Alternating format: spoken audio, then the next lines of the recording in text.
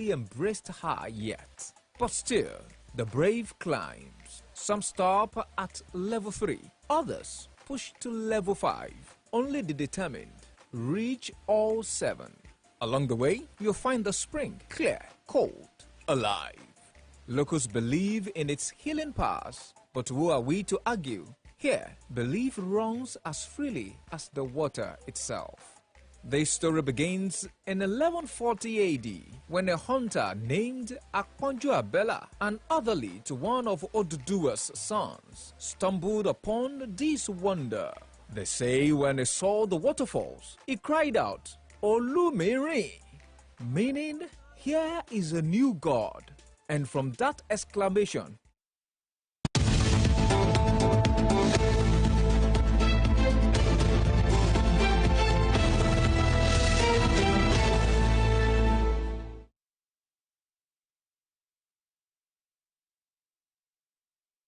right, thank you for staying with us. And the first leg of our conversation this morning, it's about the state of the nation's security and what the nation, the government is doing about that.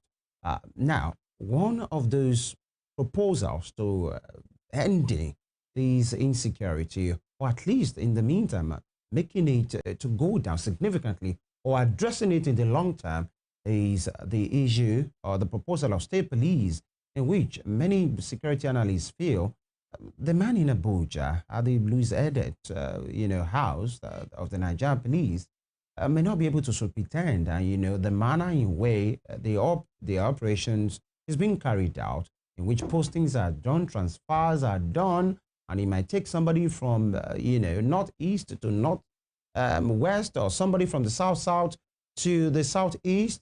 Or the northwest as well, in which it doesn't understand the language, it's not local, it doesn't understand some of those things, and the coordination might be somehow. And that's why many feels, because security is local, as they always say, it needs somebody who understands the terrain, who understands the dynamics of what is going on there. That person or such a system will function, more maximally than the one that has been controlled centrally from Abuja. And that's what the core. But then there are people with resentment, with reservations about if state police is being put in place and it's under state government, under the state executive. What happens if it's being weaponized against opponents? And with the kind of politicking we do in Nigeria, wouldn't state executives, governors be using it, or which aren't, in as much they have direct authority over them? But then some have been saying, let's start it. If we don't start, we'll never know how to handle it. After all, we are humans, and when you don't start something, you might not know how to go about it. And the president made this call. The call has been rife, even at the Federal Executive Council level. The NEC has called for it. The president made that call yesterday when he, hosted some dignitaries, eminent men from Katsina State, led by the governor, Diko Rada. Take a look. And reviewing all the aspect of the security, it might be necessary, instead of all this civilian, this method of this, or JTVFT civilian, that, and I have to create state police.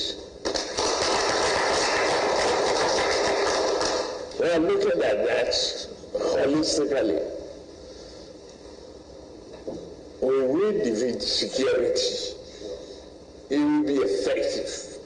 We must protect our children, our people, and our livelihood, and places of worship, and places of recreation. They can't intimidate us. On one hand, the forest guard is being empowered, and we empower them effectively. We put that. We defeat the fear of politicization by political differences that has prevented establishment of the state community policing in the past. And there should be other ways to really counter all of that. I can assure you there's no thinking that we will be left out. Of course, that was Mr. President, President Bola Ahmed Tinubu, saying, I will give it a go. And we have with us this morning to look into these, a public affairs analyst of note, Comrade Lanre Fadahunsi. Good morning, comrade. Good morning, Femi. Good morning.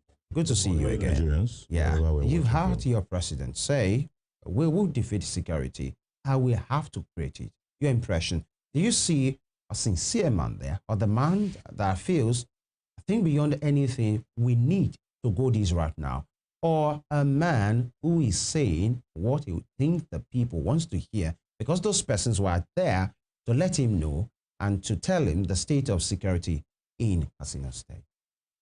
Well, it's a good one that Mr. President has spoken about it, that he intends to look at it. Another thing is how soon and how important on the template of what the presidency is working about. Now, if you look at the index of the top 5 countries in the world as regards best quality of life, one key germane issue is the security there. I don't think America is one of them. Do you understand? For however, we have our people who are the political leadership here who are always thinking America and all the rest. But we see LAPD, I thank God for their Los Angeles Police Department, NYPD, New York Police Department. So at that level of community policing, it must be seen as what was supposed to have been done long before now. Because you are bringing someone from Katsina to come and secure Osun. Does he know the terrain? He doesn't know. And criminals who live within a community knows the easy way out, knows the easy ways in. And so somebody who will still start asking to know. They'll say Intel at some point will require local intelligence. So over time, people have been saying it, and it is best we tell them that it's been long overdue, but we hope it will not just be the rhetorics of the president said it while receiving. That's what you read. That's what you news people say all the time. While some people came, he made this policy statement. You don't see actions follow. You don't see any positive results from it. Then it looks like he ends with the ceremony. So we should take it beyond the ceremony and let some people look at it as these are policy issues that must be addressed immediately and frontally. All right, comrade. You were about to land on another point? No. Okay, let me take it further. Comrade, we've had this conversation even right here over and over again, talking about state police. And some security experts have argued that Nigeria is not right for state policing, that Nigeria is not ready. That's the opinion of some security experts. And here's what they mean.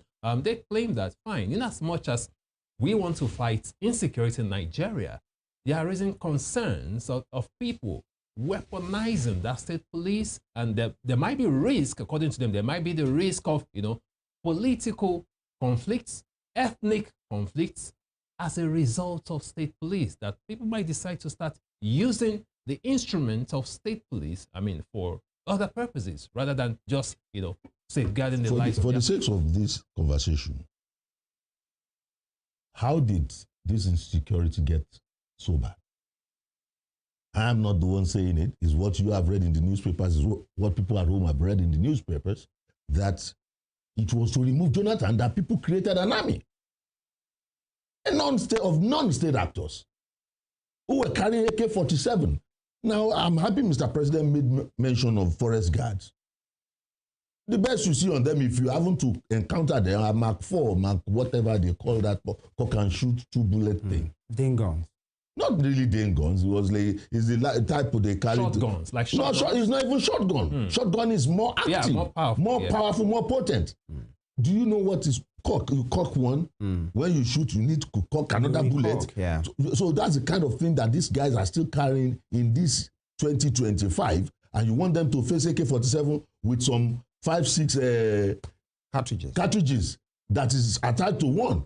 You see, so it's not being serious. However, this is the way and reality of this policing thing.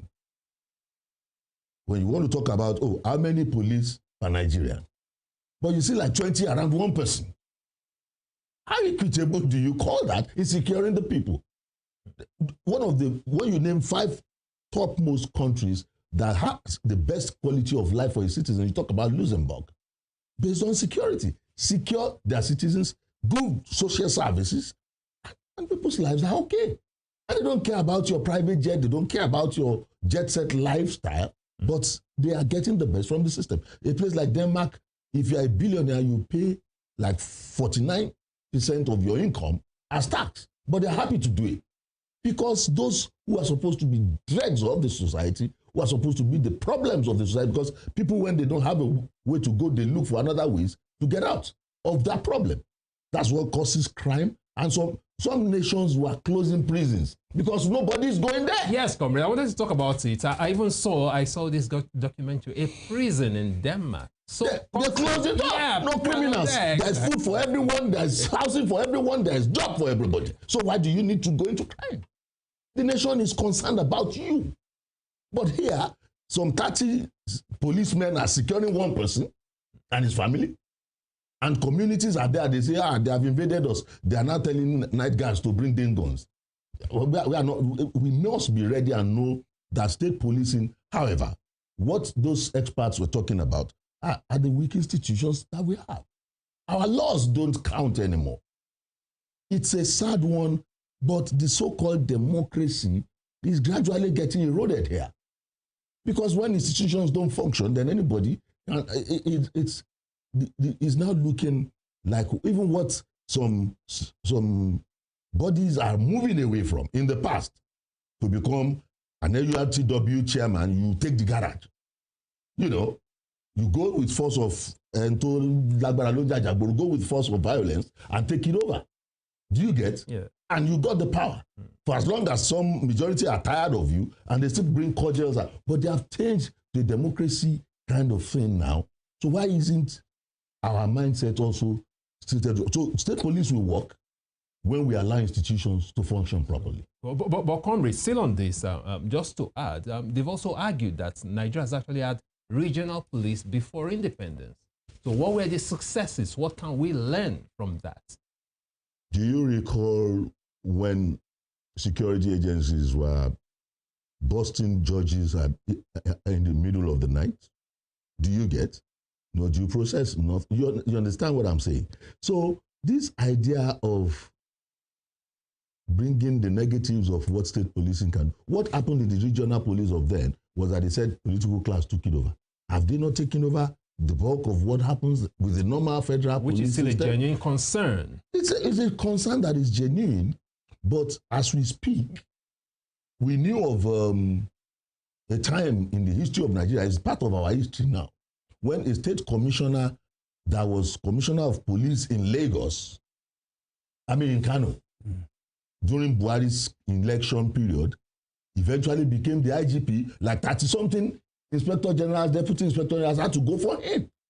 So do you think that person will now send a policeman that will do the bidding of a different political party to that party's state? Do you get the drift? So you are saying the concern it's the same will problem. always be there. It will always be there until you have this. institutions that have serious functionality based on the rule of law. Right now, talking about system and functionality, some of those concerns and bottlenecks, the proponents of these or the people that are expressing concern about this particular proposal, which Mr. President has said, I will do now, state police, is the issue of how states are being run, sometimes albeit recklessly, actually by state executives, and they feel security is too important to be put under these state executives. Because sometimes, for whatever reason, some of them might say, because of the economy or whatever, oh, the salary might not be regular. You can't try that. In as much you have a security component under you, you must be paying them. Now, how about the funding?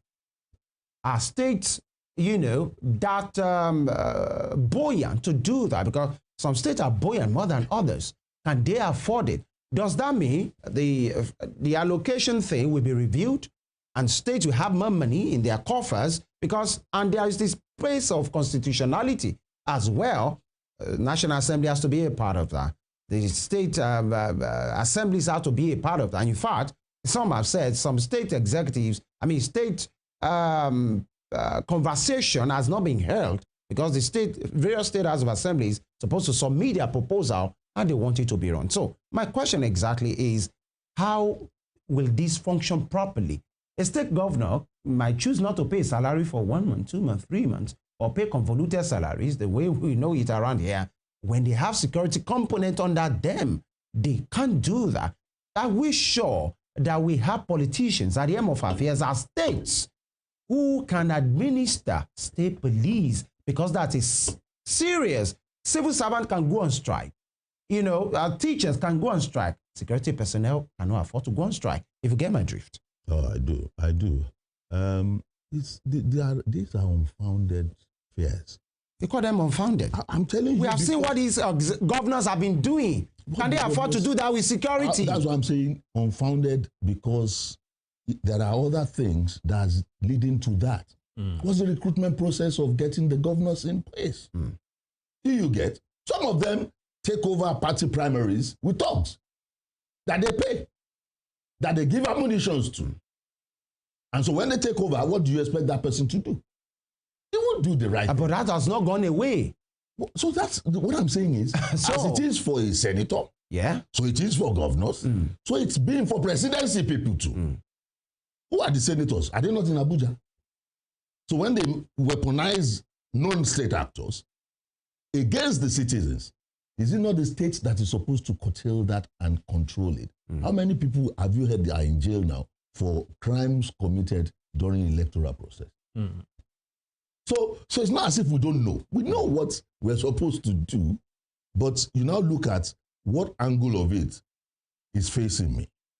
I can tell you boldly that if you tell side A to start mentioning profiles... Comrade, before you land on that point, let me make my position clear. What I'm saying, you have talked about the recruitment process of all the leaders, including governors. Yeah. Granted, that's a point, fact, but that recruitment process is still there.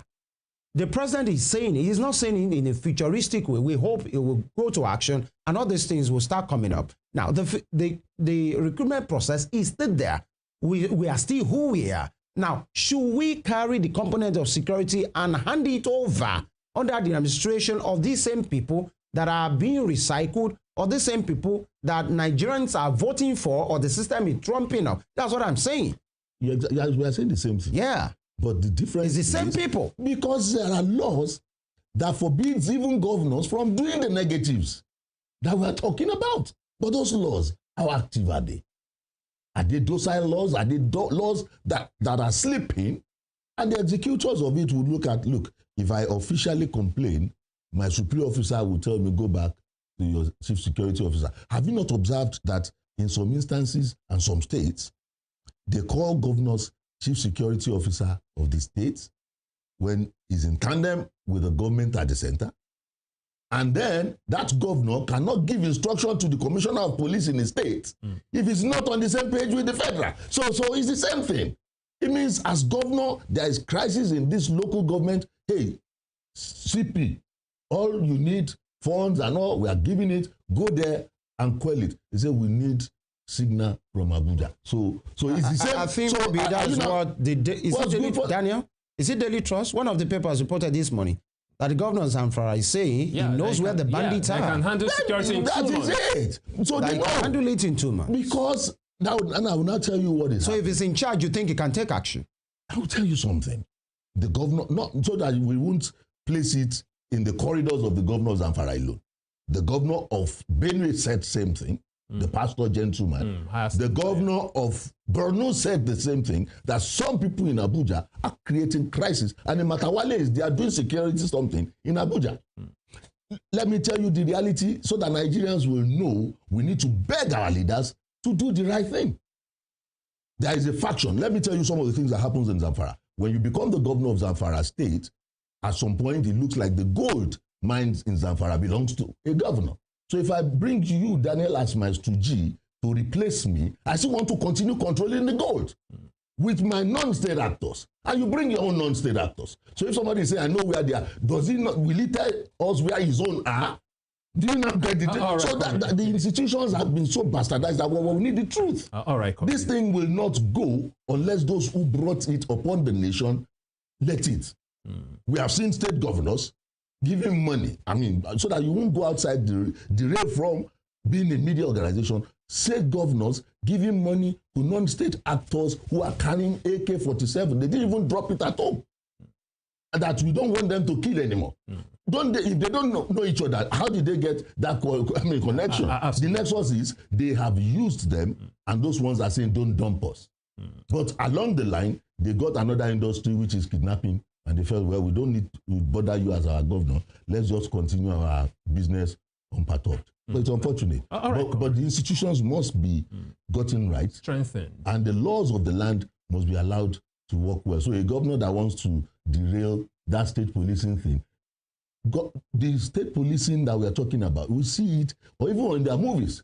When you see LAPD, they don't take instructions directly from, they go to attorneys to that level. Yeah, comrade, that would lead us to the next question, because I was going to ask you that. Currently, Nigeria is practicing a federal system of government.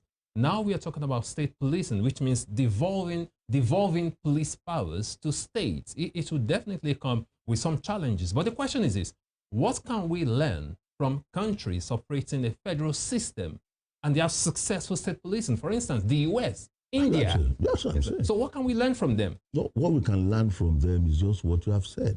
It's like you have a lamp. Daniel, you have a lamp in front of you, and somebody comes with a candle to take. Will it reduce the iridescence or lighting from your own light?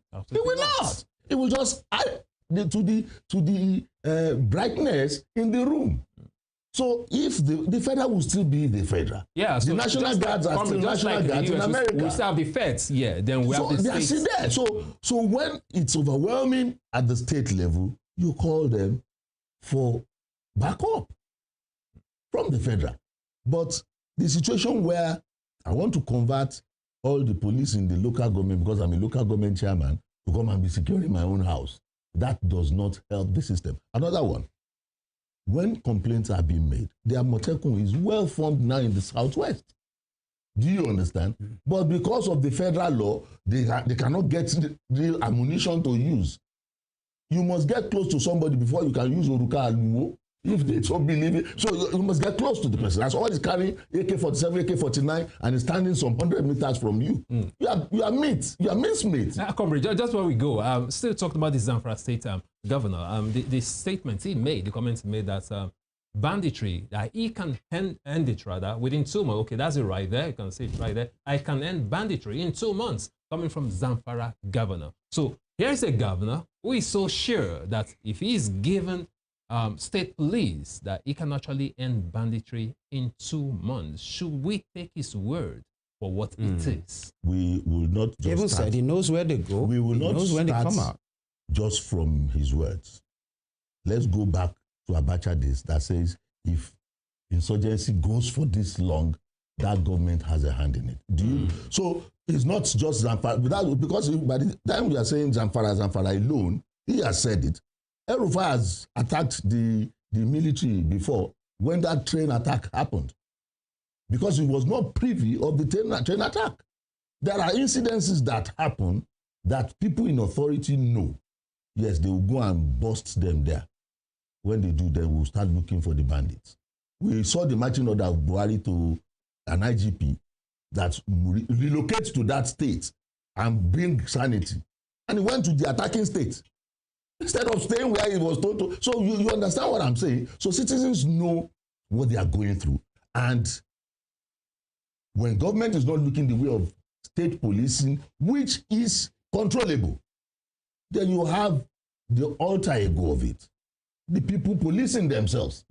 You saw some states in the north who are training people to now carry ammunition. Will that be controllable? Do you get? So if you have organized setting that you can look up to and say, look, there can be proliferation of arms in your local government, go and curtail it. But in a situation where you want people to resign to self-help, that self-help might be dangerous because those things will get into wrong hands. So you can say have state police and still have oversight function from the federal government. In all just things, to keep them in check. In check. It's possible because the way it is now, those who are attacking know those terrains more. That's why this thing has been on for long. And there are moles in the so-called federal. There are moles. But if there are moles at some level of that federal authority, and there are good ones on ground in those communities, and in most cases by number, if you arm the local police, they will always outnumber the so-called army of bandits. It's an army created by some people. And so 100 people carrying AK-47 will dislodge a community of 100,000 people who are carrying sticks and cudgels. That is a given. And 1,000 of those 100,000 people carrying even a double barrel will send away 100 carrying AK-47. Comrade, if I may quickly just nip this in. So you mean state police for you is a yes? It's a yes. And we are matured? Enough. We are there? Yes. All right. Because, look, it's unfortunate, but it's not, one is not speaking against people, you understand? If you go near, there are states, places in Nigeria today that from the junction to your station here, you see cameras everywhere. So some people at some level know how to secure themselves. But when it comes to securing the mass of the people, it looks like nobody's business. So if you said state police, let me tell you something, Femi. Here in this estate you have here, if they say community residents, we want to bring in 10 fully armed Amotekun to protect you, but every household should call for 10,000, people will pay. Absolutely. You understand? So it will still fund part of the activities of the state police and reduce cost on the but people need that security. So it won't do, one house will have 10 security operatives, the entire area will have none. All right. Because somebody can pay. Because they pay. They pay for private police that secures them. They do. Why don't we look at the security of the mass and let the state handle that by way of payments, and then the people will put in their little widow's mite to support. People, we all need security. You'll be happy to do your business and live well when you are secure. All right. Thank you so much, Comrade Lanre Fadahunsi, a public affairs analyst. Thank you. Thank you so much. Of course, Comrade believes Nigeria is long overdue for state police. Will we keep speaking truth to power? It's a continuous conversation. And let's just hope Nigerians get the best and we put an end to this insecurity facing us as a nation. We'll take a quick break, and when we return, we dive into other matters. Please stay with us.